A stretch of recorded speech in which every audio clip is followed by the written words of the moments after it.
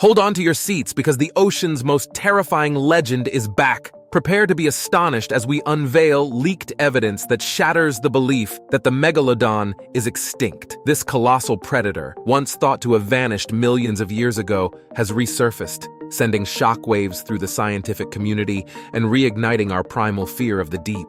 Terrifying deep sea footage. Now, the degree to which you'll be impressed with this video depends on how you decide to define your scale. So let's be clear. Beast depicted here in this footage is absolutely a shark and is absolutely real, with its very distinguishing gills and pectoral fins. The question is though, is this your run-of-the-mill great white? Or is it a megalodon? That all depends on the size of the fishing cage behind it. See, if we're to presume this to be a standard sized cage at about 10 feet, that would make the shark in front of it just shy of 30 feet wide. And since the shark is so enormous that we never get its entire body within the confines of the frame at once, we can make some estimates concerning the width to length ratio and determine that the shark here is at least 60 feet in length. Now, I'm not sure if you guys have noticed, but I'm new here at Amazing Top 10. So if you're enjoying the video so far and wouldn't mind seeing this face more often, you can support the channel, and me by extension, by pressing like, subscribing to Most Amazing Top 10, and ringing that notification bell. It helps us out a lot, and I personally would really appreciate it.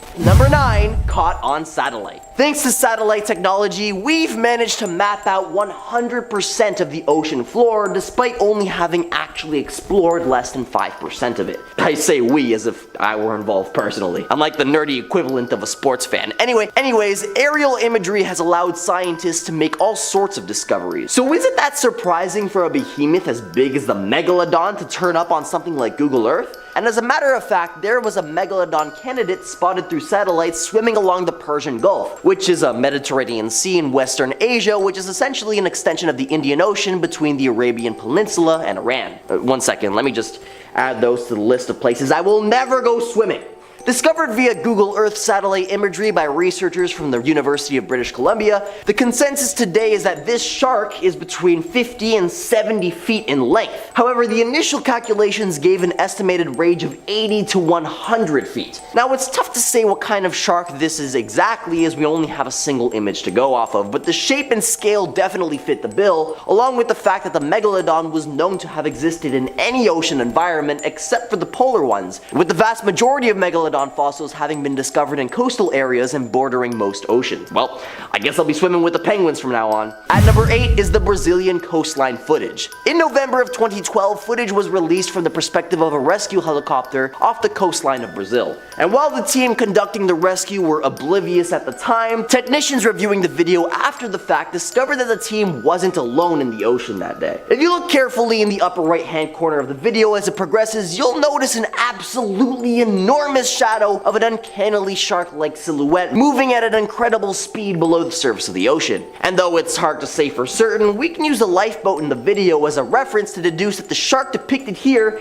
is at least 60 feet long. At number 7 is the drone footage. Now, while this video isn't associated with any particular reputable research institute or anything like that, it's certainly among the most impressive Megalodon videos I've ever seen on account of the sheer size, clarity of the thing depicted. The video begins with a bird's eye view of a group of 3 children with boogie boards swimming in the ocean. Remember boogie boards? I still have mine. Not that I'll ever be using it again. So the kid on the orange boogie board furthest to the right notices the shadow of something enormous swimming beneath them. The video replays, giving us a wider zoomed out perspective where the absolutely gargantuan shark is revealed in full. Using the boogie boards as reference, it's estimated that this Goliath clocks in at roughly 95 feet long. And if that's truly the case, then this sighting quite possibly depicts evidence of the largest shark ever discovered. Yeah, no, absolutely not. No, thank you. Now, some have tried to call this thing a basking shark or a whale shark on account of its size, but you don't need a degree in marine biology to rule those out. Whale sharks are coated in distinct white spots, whereas basking sharks distinguish themselves with their wide heads, something that whale sharks are also known for. But this shark here ain't got no spots, and its head shape is more in line with that of a great white. So what do you guys think? Let me know down in the comments. At number 6 is the Mexican black demon. There's a tale that beckons us from the waters of the Sea of Cortez, a realm nestled between between the Baja California Peninsula and Mexico's mainland. It's a place where reality blurs with the unknown, as this area is home to some of the strangest and most diverse range of aquatic giants. Welcome to the domain of the Mexican Black Demon, a name that sends shivers down to the spines of even the most weathered seafarers. Picture this, a creature reminiscent of the iconic great white shark, yet draped in an unsettling shroud of murky hues, as if the darkness of the abyss itself has taken form. Now don't get me wrong, we all know that great whites aren't exactly teddy bears, but the Black Demon takes it up a notch. Local legends have whispered for years, painting a portrait of a colossal menace lurking beneath the waves. Reporters suggest that it's longer than your average blue whale, stretching up to a staggering 80 feet. Some eager minds point to the possibility of an undiscovered species, or perhaps an oversized great white. Now, I'm a YouTuber, not a marine biologist, so take this with a grain of salt, but given that great whites and megalodons are closely related, choose to say that it ain't a bit of both. Brave souls have embarked on quests to unravel the secrets of this aquatic enigma, but like grains of sand slipping through your fingers, the Black Demon remains elusive. Sightings are rarer than winning a lottery ticket, leaving us tantalizingly close to the edge of discovery, yet frustratingly distant from grasping its true nature. Could it be a relic of prehistoric times, a survivor from a forgotten epoch, or perhaps a brand new chapter in the oceanic saga of evolution? Starting off in our number 10 spot, we have the Zuo Maru Monster. This story is one that comes to us from 1977, and rather than an alive animal sighting, this one is actually this carcass that was found that we still aren't quite sure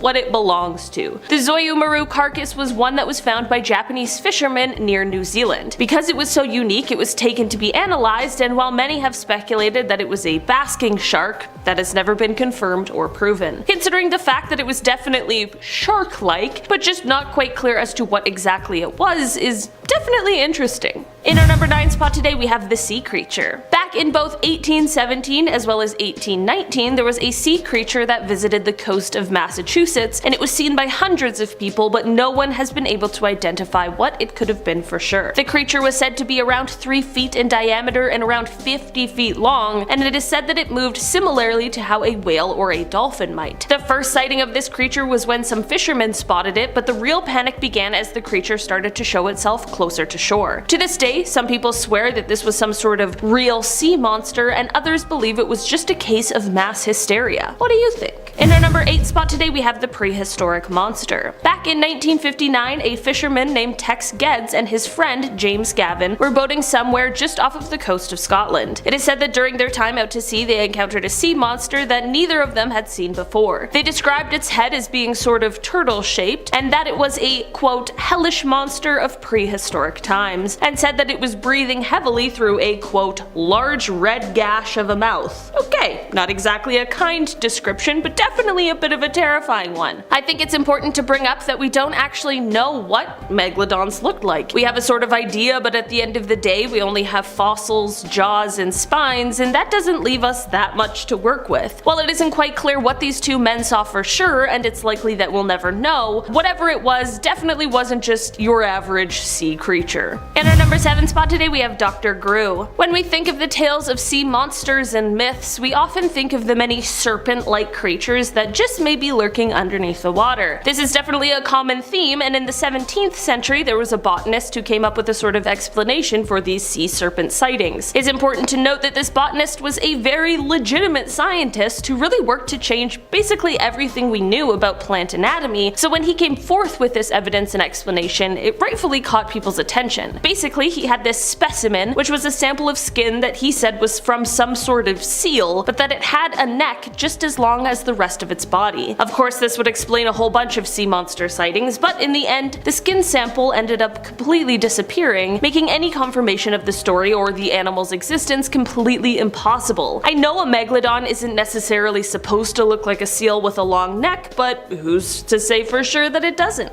In our number 6 spot today, we have the Shipwreck. Back in 1909, the French steamer La Seine was out to sea when it collided with the British India steamer the Onda. A shipwreck is never good, good, but this one was particularly bad as, in heavy fog, the French ship sank in just 2 minutes. This of course left people stranded in the water, and I mean, you can probably see where this is going. In the aftermath of this wreck, while waiting for the rescue, there were 101 people who lost their lives from shark attacks. That's a lot of people. That is either a lot of sharks or a very few large ones. I mean, none of us were there, so it's hard to say for sure, but whatever really happened here, it's an absolutely horrifying tragedy. At number 5 is the New Zealand cave dive. New Zealand too? Come on, man. So this alleged megalith of a shark was discovered in a diving cave off the coast of New Zealand. Now, sharks in diving caves are terrifying in their own right, but finding a shark inside of a diving cave? But this ain't just any run-of-the-mill cave-dwelling shark, as the recovered photo depicts what looks to be an insanely massive shark with the vast majority of its body extending beyond the frame. Now, admittedly, it's a bit hard to see how any shark, let alone a freaking megalodon, could fit within the confines of a dive cave.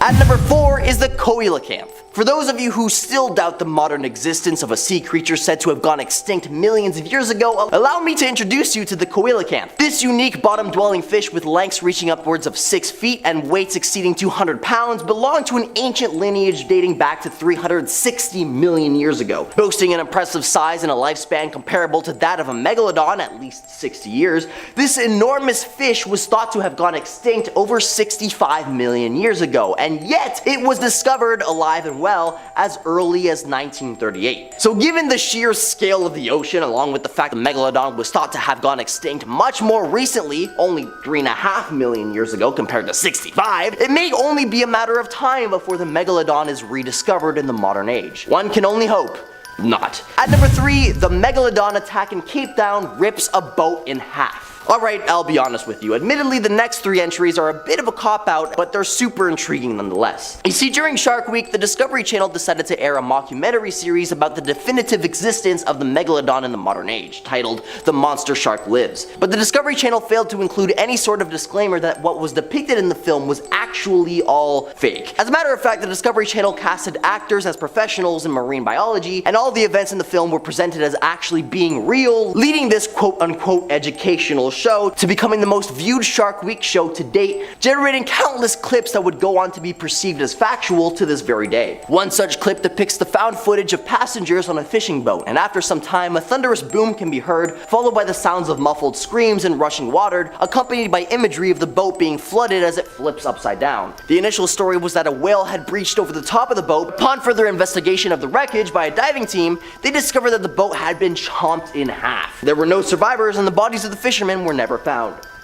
Well, I'm sure the actors are fine. At number 2, a whale is bitten in half. Our second clip from the Monster Shark Lives docuseries opens with the paid actor, marine biologist Colin Drake, going after some handheld video footage that looks really HD for a homemade movie shot in 2009. As the father and son enjoy some fishing off the coast, they spot what looks to be the remains of a beached whale. Only the entire lower half of the whale appears to have been bitten clean off. Well, imagine a battle of the titans, a colossal whale grappling with the behemoth of a megalodon. A battle of epic proportions, a dance of primal forces that leaves us on the edges of our seats, but alas, this tale took a somber turn. In this watery arena, victory belongs to the megalodon. Its massive jaws close around the portion of the whale's tail, a painful reminder of the harsh reality of nature's unforgiving hierarchy. And at number 1 is the oil rig video. Sometimes the most unexpected observers can uncover the most remarkable secrets. You might think that the vast expanse of the ocean is constantly under surveillance by the vigilant gaze of scientists, government officials, and marine experts, right? Well, in this case, according to what I already described as the very reputable Discovery Channel, it was actually an 8-year-old prodigy from Chile who discovered something truly out of the ordinary beneath the waves. Now, for context, let's quickly go over ocean surveillance. You see, scientists and government agencies have studied the ocean floor with high-tech cameras at key locations, giving us a glimpse into the mysterious world beneath the surface. We're talking about a network of underwater cameras nestled around scientific sites and oil rigs, some of which have live feeds accessible to anyone with a curious itch. So back to our young Chilean protagonist. This sharp-eyed kid was casually monitoring one of these live feeds when he suddenly stumbled upon a sight that sent shivers down marine experts' spines. Behold, a shadowy fin of disastrous proportions cutting through the water with an almost prehistoric elegance. Now the experts, being the skeptics that they are, were quick to assert that there's currently no concrete proof of the legendary Megalodon prowling our modern day oceans. Yet the fin they encountered on camera was massive. Cue the synchronized video feeds and the math wizards doing their thing. By comparing angles and distances, they sized up this enigmatic creature, revealing an astonishing estimation, a staggering 62 feet in length, give or take. Now that's longer than a school bus, my friends. Now it's just too bad that this sighting was confirmed exclusively by the scientists at the Discovery Channel. In our number 5 spot today, we have the Kayak Encounter. Ida Parker and Kristen Orr were kayaking off of the coast of Plymouth in 2014 when they encountered a shark. This is truly a nightmare scenario, and it must have been absolutely terrifying. The pair, however, had actually set off with the intention of seeing a great white shark, and while it's likely that this is exactly what they encountered, they definitely did not expect what happened next. The two had heard of rumblings of a shark in the area that had swallowed a seal in one gulp, and this is what sparked their desire to head out on this journey. While out there, however, the shark began to attack their kayaks. In the end, both of them made it out alive, and when their kayaks were recovered, one was found with a huge bite mark in it. In our number 4 spot today, we have the oldest shark attack. Considering the fact that the Megalodon is said to have been extinct somewhere over 2 million years ago, even evidence that seems ancient to us is a lot more recent than what our current understanding of their timeline here on Earth would suggest. That is exactly why the discovery of what is speculated to be the world's oldest evidence of a shark attack is very interesting. This discovery came by way of a 3,000-year-old human skeleton that is marked with different gashes and puncture wounds. It is said that because of the volume of wounds, it makes it slightly easier to tell the story of what happened. This is because while researchers first believed that perhaps the wounds were caused by metal weapons, this could not explain why there were so many in certain parts of the body. Another telltale sign is how this skeleton was discovered in Japan, which at the time of this person's life, there weren't really any metal weapons at that point in history in Japan, which ruled out this theory entirely. They were also able to rule out other terrestrial carnivores, and that's when they turned to marine life to look for some more answers. Because of the time it's been, we obviously don't know what creature was involved in this attack for sure, but with the mass amount of wounds found on the skeleton, it was likely to be something large and terrifying. In our number 3 spot today, we have snorkeling. Robert Pamperin and a friend, Gerald Lehrer, were snorkeling off of La Jolla Cave in California in 1959 when Robert was attacked by a shark. It is said to have all happened quite quickly, and Gerald was alerted to the distress when he heard Robert scream. Gerald turned and saw Robert unusually high in the water, and his mask was missing. At this point, Gerald dove under, and this is when he realized exactly what was going on. There was a shark that had Robert in its mouth up to his waist. Unfortunately, there was not much Gerald could do to stand up to this absolutely massive shark that he described as larger than your average great white. Robert sadly did not survive the event, and by the time rescuers arrived, they were only able to locate one of his fins. In our number 2 spot today, we have the Jersey Shore. Back in 1916, during the summer season, there were 5 different shark attacks that occurred over the span of 10 days that ended up in the deaths of 4 people. This wasn't something that had been seen before in the area, which of course left people speculating as to why. There was a heat wave in the area during the time, which likely led to more people being out enjoying summertime sort of activities, and maybe this attracted the shark, but in the end, no one knows for sure because no one even knows what kind of shark is responsible for the attacks in the first place. Luckily, this didn't go on to become a continuous trend, and whatever shark this was went on its merry way, or perhaps found another food source, or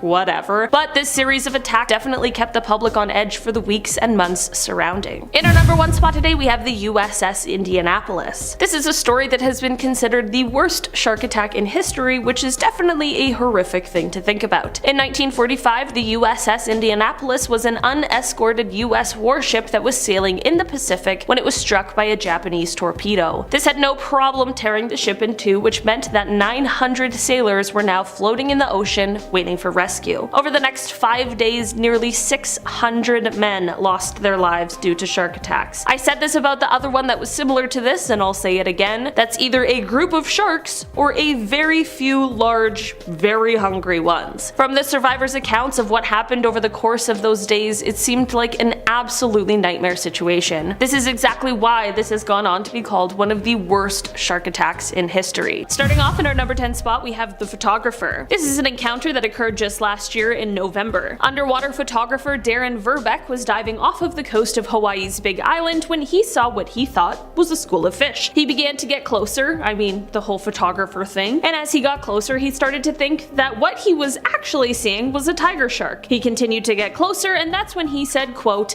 "I just kept looking at the head. I'm like, that is not a tiger shark." And it got closer and closer, and it just kept getting bigger and bigger and bigger. Darren continued to get closer to the shark and estimated it to be over 15 feet, which is definitely quite large. He explained that the shark was not acting in a threatening way, so he continued to take his photos and shot as much as he could before the massive shark decided to swim away. Experts explained that the shark was likely in the area because of humpback whales, and honestly, I do not want to see the shark that could take down one of those beasts. In our number 9 spot today we have Todd Endress. Todd Endress is actually a man who was attacked by the same shark 3 different times on August 28, 2007. Todd was near Marina State Park in California when the attacks occurred. The first one didn't do too much damage, but the second one was certainly much worse. He would later go on to say, spoiler alert, he survived these attacks, he would later go on to say that during this second attack, the shark skinned his back, quote, like a banana peel. Okay, Mario Kart just turned into Nightmare on Elm Street. With the third attack, the shark attempted to eat his leg, which was still attached to his body, and this is when his kind of unlikely savior came in. It was actually a group of dolphins that decided to surround Todd, which provided enough of a distraction that he was able to ride a wave back to shore. It is definitely possible that the shark could have, and it may have, eaten one of those rescue dolphins should it choose to. Once Todd was back on shore, despite having lost half of his blood, his friends were able to help him until rescue arrived, and from there, just 6 weeks later, he was back in the water. Sadly, Todd ended up losing his life in September of 2016 from a car crash, but it's important to note that after his attack, before his untimely death, he made it clear he held no grudge against his shark attacker. He said, quote, "We're in his realm, not the other way around." In our number 8 spot today we have the J-Bay event finals. This shark attack is from 2015 and is one that happened on live TV, but thankfully it turned out much better than it could have. During the finals of the J-Bay event, which again was being broadcast live around the world, a shark got himself a little in over his head when he decided to try and take a bite out of 3-time world surfing champion Mick Fanning. Mick reacted a lot more bravely than I would have and started to fight back against the shark. While this was going on, another pro surfer, Julian Wilson, paddled towards the shark in order to try and help. In the end, the safety teams came out as quickly as possible to rescue the surfers and a photographer who was also out on the water, and everyone was fine, albeit probably a little shaken up. Fights broke out on the internet over whether this was a shark attack or a shark encounter, and I mean, all that really matters is the humans and the shark are all safe at the end of the day. In our number 7 spot today we have the strange environment. This is a shark encounter that, I'll be honest, it isn't a megalodon, but it is one that is so strange it might just show that maybe we don't really have all the answers to ocean mysteries. Scientists were really surprised and confused when they found hammerhead and silky sharks swimming near an underwater volcano in the South Pacific. This is because the waters around there would be extremely hot, and they would also be really acidic. This is an extreme environment for marine life, and while some species would thrive in this environment, sharks aren't really on that list,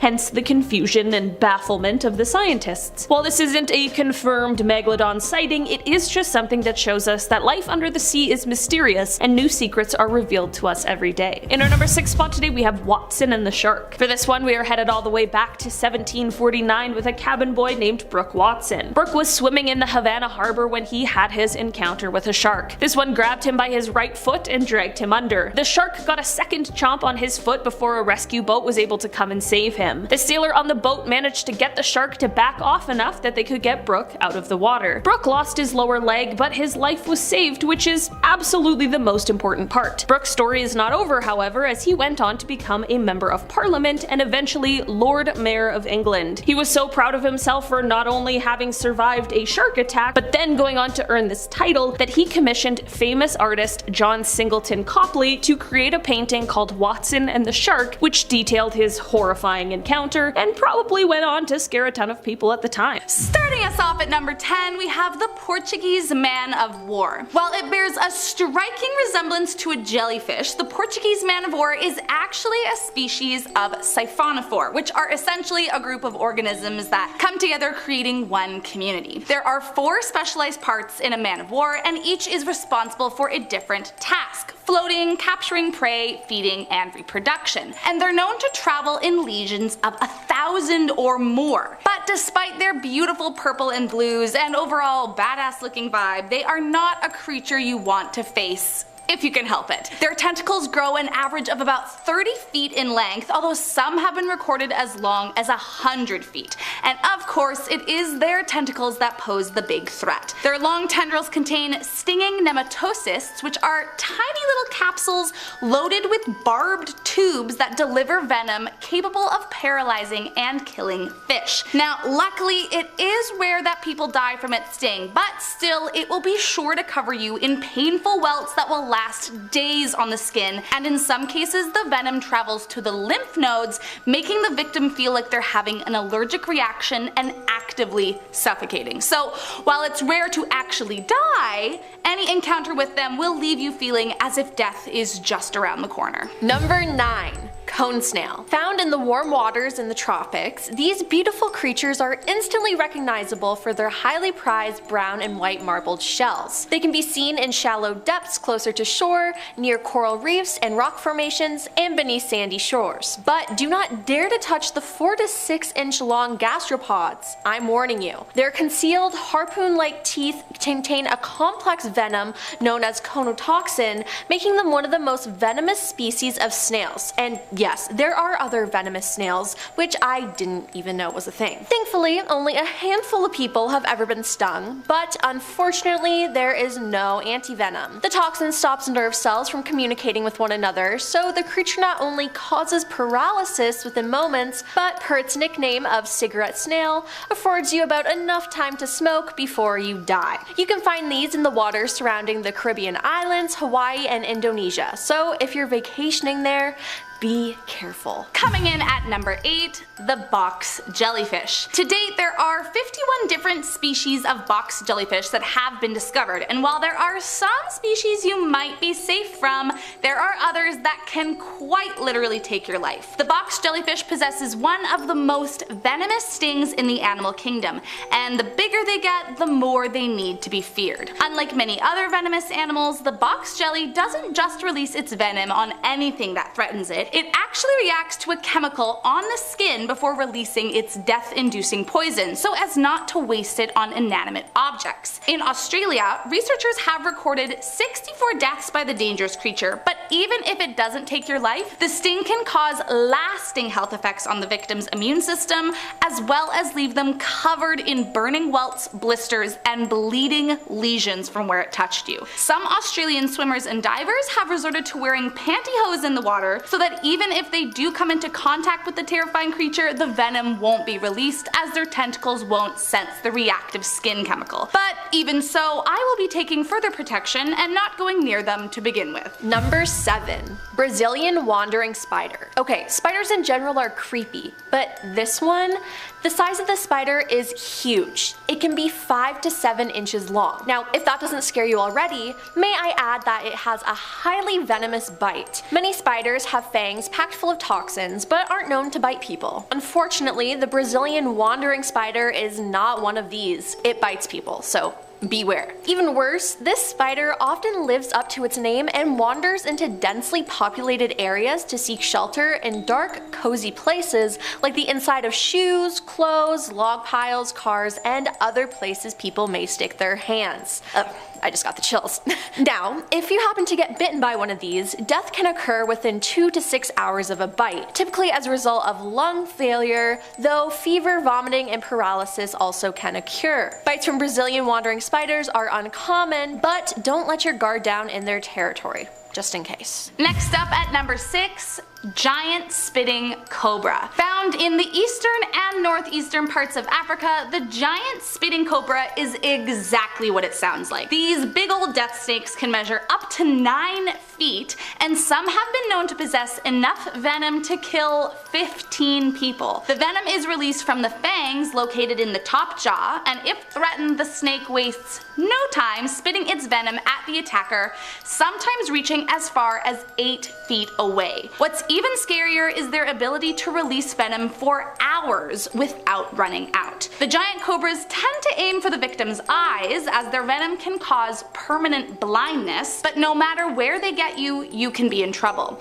Their venom has a strong necrotizing effect, which means it can kill the tissue around the wound and cause the flesh to begin decomposition. Many survivors of spitting cobra attacks are disfigured from where the venom met their skin, and even when patients are administered with anti-venom, there is still a chance amputation may be required, which is insane. As if I needed another reason to be afraid of venomous snakes. In our number 5 spot today, we have Instagram famous. John Braxton is a man who Instagram is definitely not very happy at, and if his video came up in your feed unsuspectingly, you might also have some words for the guy. John was 27 years old at the time of his shark encounter, and he was spearfishing at the time. During his time fishing, he had an encounter with a huge shark that ended up taking a massive bite right out of his leg. John was thankfully able to escape the shark and swim to shore, where his partner tied a tourniquet and called 911. When the ambulance arrived, John was likely in shock. I mean, I would be if I even saw a shark beside me, let alone if one bit me. So in this altered state, John took his phone out and started recording a video where he panned down to his terribly injured leg. He of course posted the video to Instagram, who later removed it, but of course not before the entire computer and phone having population got a chance to save it and reshare it at any chance possible. In our number 4 spot today, we have Breach. This is a shark encounter that truthfully I have very little background info on, but the video really speaks for itself. This shark video was recorded in Mossel Bay, and it shows this gigantic shark basically leaping out of the ocean. I mean,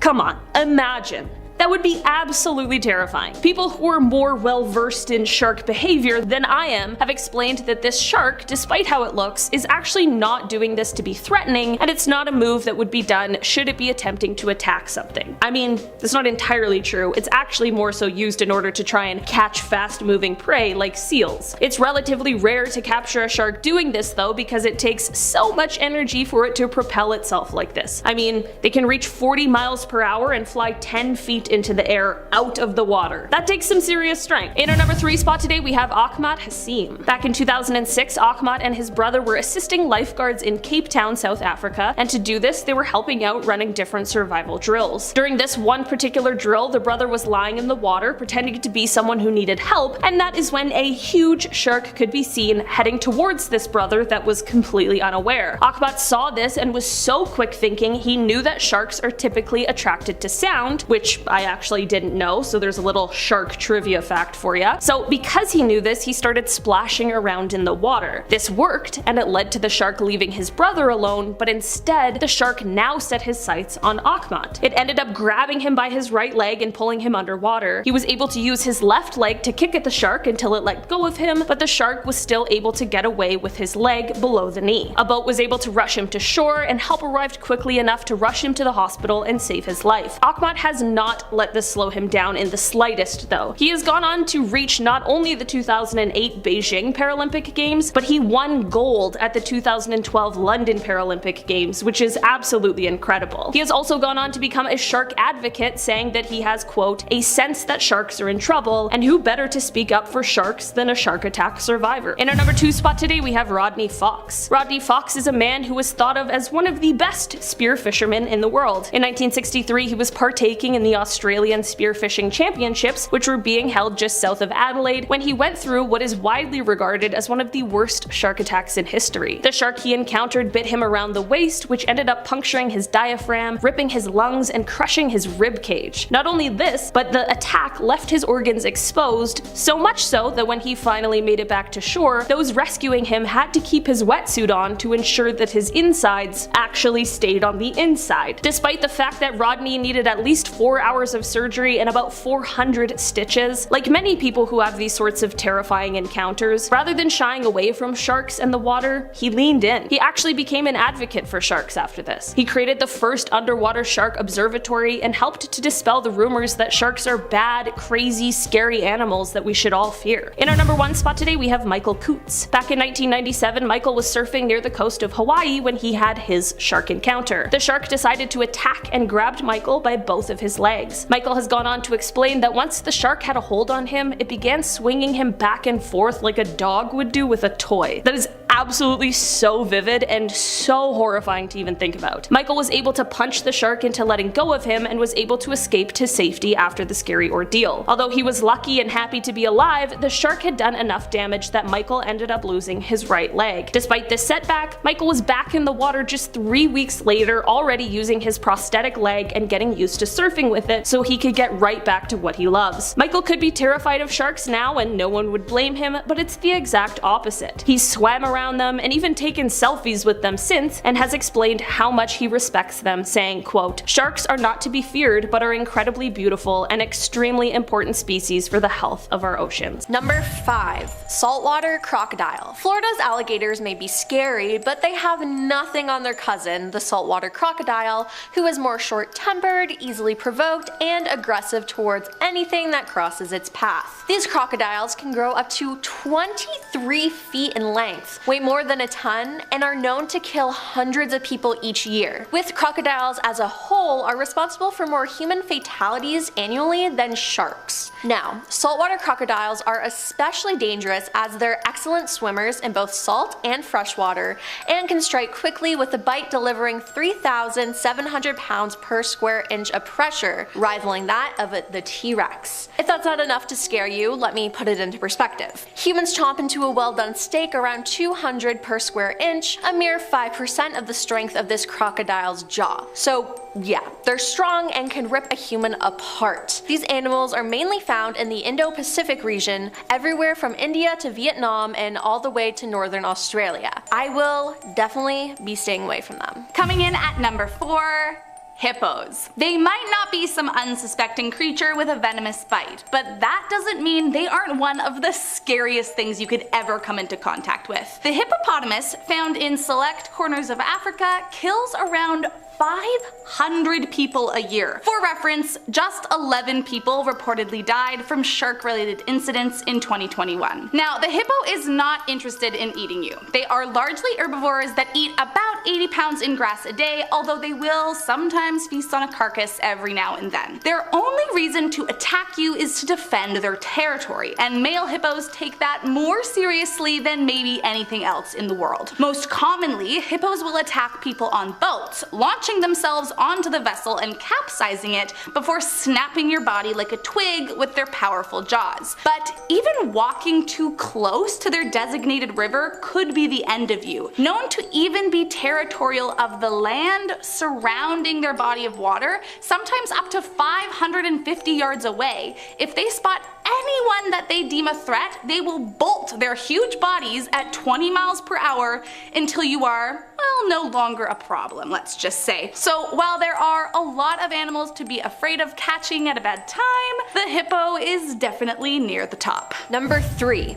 Pufferfish. Everyone thinks these are so cute, but they can be very dangerous, so don't touch one. Pufferfish, also known as blowfish, are located in tropical seas around the globe. They're the second most poisonous vertebrae on the planet, and they're arguably more dangerous as their neurotoxin is found in the fish's skin, muscle tissue, liver, kidneys, and gonads. Now, some people like eating pufferfish, so all of that must be avoided when preparing the creature for human consumption. While wild encounters are certainly dangerous, the risk of death from a pufferfish increases when eating it in countries like Japan, where it's considered a delicacy known as fugu and can only be prepared by trained, licensed chefs. Even then, accidental deaths from ingestion occur several times each year. The neurotoxin is up to 1,200 times more poisonous than that of cyanide and can cause deadening of the tongue and lips, dizziness, vomiting, arrhythmia, difficulty breathing, muscle paralysis, and if left untreated, death. So yeah, I'd suggest not eating one. Better safe than sorry. Coming in at number 2, the blue-ringed octopus. Don't let the adorable tininess of this cute little polka-dotted fella fool you. The blue-ringed octopus can kill you, and it will do so faster than you can imagine. Native to the Pacific Ocean, the tiny creature is found in the soft, sandy bottom of tide pools and coral reefs. Now, usually they keep to themselves, hiding out in crevices or shells, but if you catch them outside their hiding spot, do yourself a favor and get as far away as you can. When threatened, the bright blue rings appear, and anything that gets too close will be bitten. Their venom is 1,000 times more powerful than cyanide, and these tiny little death traps pack enough to kill roughly 26 humans in a matter of minutes. First, the venom blocks nerve signals in the body, causing your muscles to go completely numb, while a wave of nausea and blindness overcomes the body. Ultimately, all of your muscles are paralyzed, including those required to breathe, and so the victim will die from a lack of oxygen. To date, there is no known antidote, although if it's caught early enough, you can sometimes be saved by artificial respiration. To make them even scarier, their deadly bite is usually painless, so most don't know they've even been attacked until it's too late. Thankfully, the blue-ringed octopus won't go out of its way to harm you, so just leave them alone and you will live to see another day. And coming in at number 1 is golden poisonous dart frog. From the name, you know this frog is poisonous. It doesn't look scary, it's a bright yellow frog. But don't be fooled. Despite its small size, this frog is likely the most poisonous animal on the planet. It has enough venom in its body to kill 10 adults. Its toxins are located on its skin, so just touching it is dangerous. These frogs are actually very important to the local indigenous cultures in Colombia's rainforest. The frog is the main source of the poison and darts used by the natives to hunt their food. They carefully expose the frog to the heart of a fire, and the frog exudes small amounts of poisonous fluid. The tip of the arrows and darts are soaked in the fluid and remain deadly for 2 years or longer. Scientists are unsure how the golden poisonous dart frog gets its venom, as scientific studies show that if the frog does not eat its usual diet of Colombian plants and insects, it does not have venom. While an encounter with this animal can be terrifying, scientists have also found it very useful. So, to conclude, don't touch this frog. Hans Egede, a Danish-Norwegian missionary, is one of the earliest known people to have reported a sighting of a massive sea creature that many believe could have been the Kraken. Imagine you're sailing through the icy waters off the coast of Greenland in 1734. The sea is vast and cold, and the world beneath you is a mystery. On a chilly July day, as Egede's ship cut through the foggy waters, something strange appeared on the horizon. At first it was just a dark shape against the grey expanse of the sea, but as it moved closer, he and his crew realized that they were staring at something otherworldly. What he saw he later described in his journal as the most terrible creature, one that was unlike anything they had ever seen before. The creature, according to Egede, was longer than the ship itself. This was already terrifying, but what really set this creature apart was its head. Rising up from the depths, it towered above the waterline, and Egede described it as being higher than the crow's nest. This thing had a head that loomed over the highest point of their ship. The sailors were terrified, and honestly, who could blame them? This wasn't some mythological beast from a storybook. This was a living, breathing monster staring them down in the flesh. And while Egede's description might sound more like a giant sea serpent than the traditional kraken, the creature's sheer size and the fear it struck into the hearts of the crew fit perfectly with the stories of giant sea monsters that sailors had been whispering about for centuries. Egede's encounter was more than just a story to tell around the fire, it became a part of the growing legend of the kraken, a creature said to be so enormous that it could pull entire ships down to the ocean floor with its tentacles, or create massive whirlpools just by submerging itself. So, was it a kraken, a sea serpent, or something else entirely? We may never know for sure, but one thing is for sure. Hans Egede's encounter with this most terrible creature has kept many people fascinated with the mysteries of the deep sea for nearly 3 centuries. Erik Pontoppidan, the Bishop of Bergen in Norway, wrote about the kraken in his 1755 book, The Natural history of Norway. He collected numerous accounts from sailors and fishermen who claimed to have seen a monstrous creature in the waters around Norway. Pontoppidan described the kraken as an enormous octopus-like beast with tentacles that could reach the top of the ship's mast, and an overall size so vast that it could be mistaken for an island. According to his accounts, when the kraken submerged, it caused a dangerous whirlpool that could capsize ships. One of the more famous modern sightings occurred in 1861 when the French naval ship Alacton encountered a large unidentified sea creature off the coast of Tenerife in the Canary Islands. The crew described the creature as having a large elongated body and multiple tentacles. The sailors tried to capture the beast by firing cannonballs and harpoons at it, but they could not bring it aboard. And honestly, would you really want to? The creature reportedly thrashed about violently before disappearing into the depths.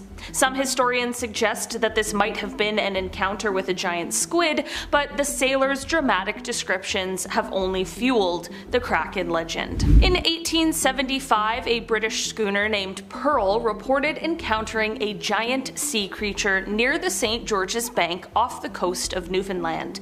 The crew described a massive tentacled creature that surfaced and moved around the ship. According to the sailors, the creature was larger than their vessel and had long snake-like arms that whipped the water into a frenzy. The crew managed to avoid the creature, thankfully, but their terrifying account spread quickly, adding to the kraken mythology. While not directly citing a kraken, the 1978 incident involving the USS Stein, a US Navy destroyer, is often cited in kraken discussions. The ship, while on patrol in the Pacific, suffered mysterious damage to its sonar dome.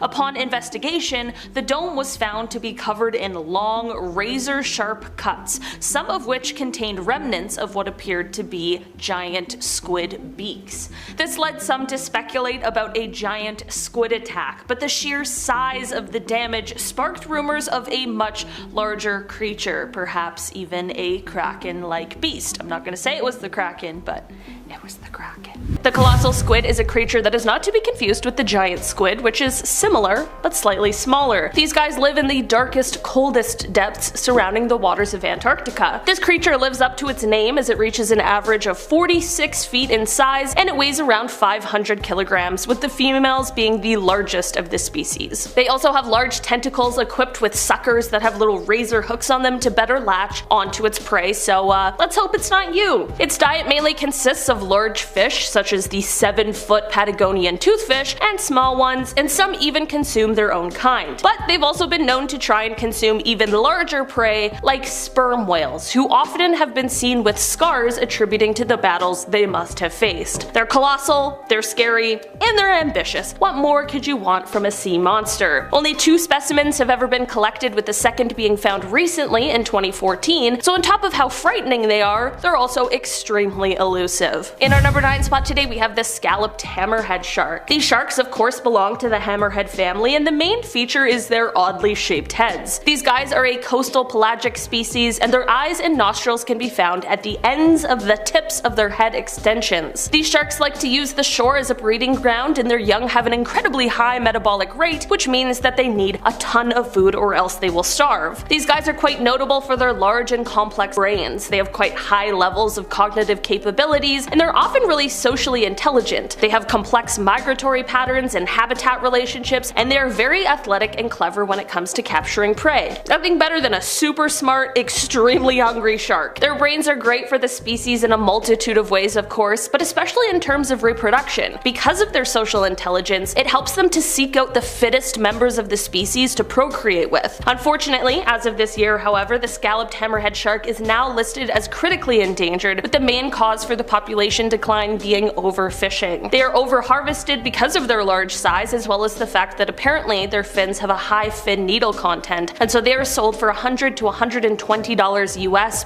per kilogram. In our number 8 spot today we have tiger sharks. Tiger sharks are a species of shark that are the only surviving member of their genus. These macro predators can grow to be quite large, reaching lengths of over 5 meters or 16 feet and 5 inches. They're usually found in tropical and temperate waters, and their tiger name comes from the dark stripes that can distinctly be seen running down its body, although these marks do fade as the sharks mature. Tiger sharks live mostly solitary lives, and they are nocturnal hunters. They are well known for having quite the variety of prey, which includes crustaceans, fish, seals, birds, squid, turtles, sea snakes, dolphins, and even other smaller sharks. Unfortunately, these sharks are nearing a point of being a threatened species due to finning and fishing by humans, but it is thought that the Bermuda Triangle might be home to a secret sort of breeding ground for these guys. Hopefully, if this is the case, we can find a way to help protect the area so that the species can once again thrive. After the great white shark, tiger sharks are the second in line when it comes to the most recorded fatal attacks on humans, but although that sounds terrifying, these events are extremely rare. I learned that from the documentary that I watched. In our number 7 spot today we have the deep sea lizardfish. Deep sea lizardfish are a small family of deep water fish who are related to the telescope fish. These guys have flat heads and curved, barbed teeth, and they grow up to 78 centimeters or 31 inches in length, which makes them a pretty moderately sized fish. They prefer to stay at depths of 1,600 meters or 5,200 feet, and they're actually one of the world's deepest living apex predators. These lizardfish are known to eat anything that comes their way, including other fish of their own kind. Despite the lack of light in the depths of the ocean, these guys have really large eyes and pupils, and their vision is actually really important for their prey detection, as their well-developed eyes allow them to see any residual or bioluminescent light. Not a lot is known about their reproduction habits, but one thing that is known is that deep sea lizardfish have both male and female reproductive organs, which is thought to be an adaptation to low population density. In our number 6 spot today we have the flying spaghetti monster. I know, it sounds a little silly, but I swear this creature really does exist. This deep sea creature is a species of siphonophore that can usually be found in the Atlantic Ocean. While these guys appear to be one organism, they're actually a colonial organism, which means that they're composed of many medusoid and polypoid zooids. Zooids are multicellular units that develop from one single fertilized egg, and they combine to create functional colonies like the flying spaghetti monster. In 1802, a sighting off the coast of Angola was reported by the first officer of the British ship Brunswick. The officer described seeing a gigantic creature while the ship was sailing in calm waters. According to his account,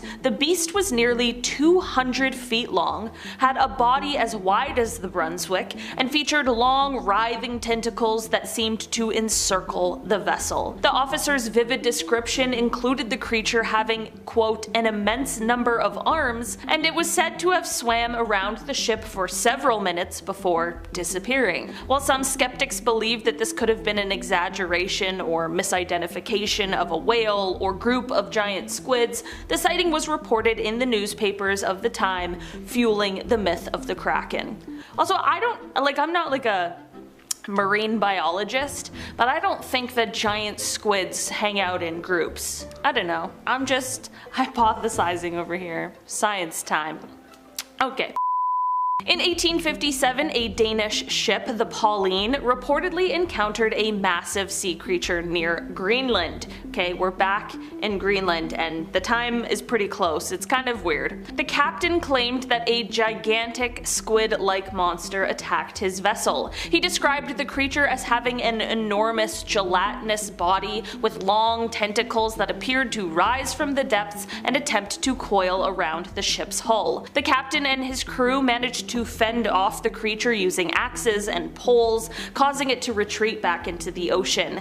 This incident, well documented in Danish maritime records, was one of the first to specifically describe a giant squid-like animal with kraken-like features. Reverend George Thomas, a British clergyman, provided one of the most detailed 19th century accounts of a kraken-like creature. While traveling aboard the merchant vessel Encounter in 1873, 1993, he reported sighting an enormous sea creature off the coast of Sri Lanka. Thomas described it as having a large, bulky body resembling an island, with tentacles that were dozens of feet long. He claimed the creature surfaced and then dived back down into the water, creating a whirlpool that rocked the encounter. Thomas's account was widely circulated in British newspapers and added to the growing mythos of sea monsters during the era. While not a kraken sighting in the tentacle sense, the famous 1848 sea serpent sighting by the crew of the HMS Daedalus has often been associated with the kraken myth due to the immense size of the creature. The captain and his officers described seeing a long, serpent-like creature in the South Atlantic Ocean. The creature was reported to be at least 60 feet long, with a large head and neck that rose above the water. Its presence and size were so startling that they believed it could easily capsize a smaller vessel, evoking comparisons to the kraken's ability to drag ships to the depths. This account, which was officially reported to the British Admiralty, contributed to Victorian-era fears of unknown sea monsters. In the 1930s, New Zealand fishermen reported seeing a massive sea creature engage in a battle with a sperm whale near the Chatham Islands.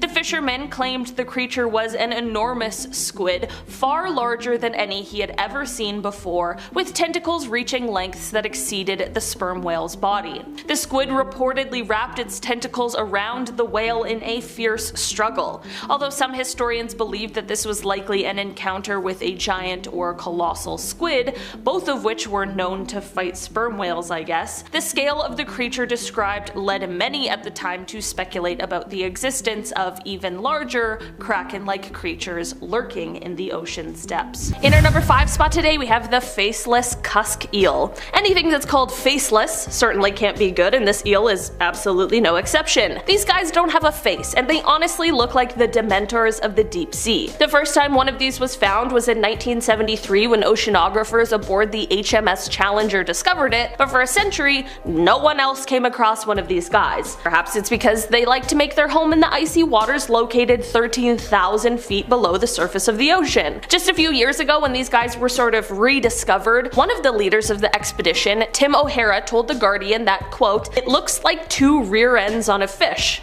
Really. Apparently, the mouth of these guys sits underneath its body and can extend out to catch food before disappearing back inside its own body. It's kinda cool, kinda gross. In our number 4 spot today, we have the fangtooth fish. The fangtooth fish has a mouth full of razor-sharp teeth, perfect for clutching just about any size of prey in its jaw. That's right, any size. They live in the deepest parts of the ocean, the deepest having been recorded around 16,000 feet. That is, until they just so happen to feel like migrating up to the surface for a little vacation. Unlike a lot of other deep-sea dwellers, fangtooths do not have any bioluminescent organs to attract their prey. That is because they're not the sit-and-wait kind of predator, and instead, they seek out their lunch using their excellent sense of smell. They are more active than most deep-sea dwellers and heavily rely on any light that may sink into their dark home. In our number 3 spot today, we have the Pacific viperfish. The Pacific viperfish can be found at different areas in the ocean, depending on the time of day. They usually like to stay in the baffle zone, which is about 100 meters to 400 meters below the surface of the ocean, but during the nighttime, they will sometimes rise up into much shallower water because there is more food for them to eat. It's easy to pick out which fish is a viperfish because of the fact that its jaw is sticking out forward, and then they have those extra long pointy teeth. The Pacific viperfish is predatory and mostly eats other fish, but it will also chow down on crustaceans, plankton, and shrimp. This fish can grow to be about 1 foot long, and they are considered one of the most aggressive fish for their size. I know it's only 1 foot long,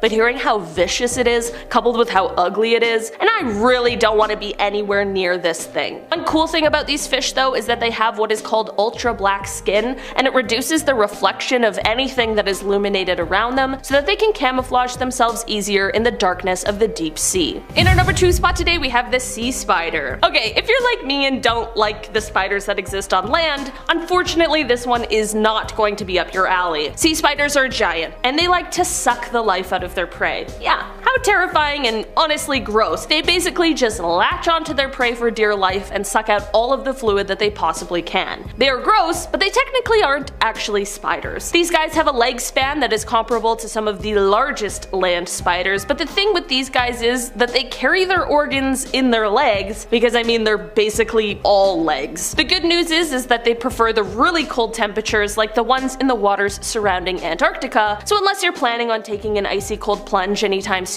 you're unlikely to encounter one of these creepy crawly sea creatures. In our number 1 spot today we have the Megamouth shark. These guys are a species of deep water shark that is rarely ever seen by humans, so there is so much about them that remains a total mystery. Since its discovery, which first came in 1976, there have been fewer than 100 specimens ever observed or caught. These guys are planktivorous, which means that they like to feed on planktonic foods. This leads to them swimming with their mouths wide open, and this, coupled with their extremely large heads and lips, makes them easily recognizable if you were to ever run into one on a casual trip to the deep sea.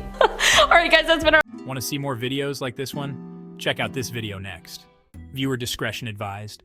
It's about disturbing real-life demon photos that you won't believe are real, but have been confirmed by the Pope himself. Click the video now to find out more. See you guys in the next video.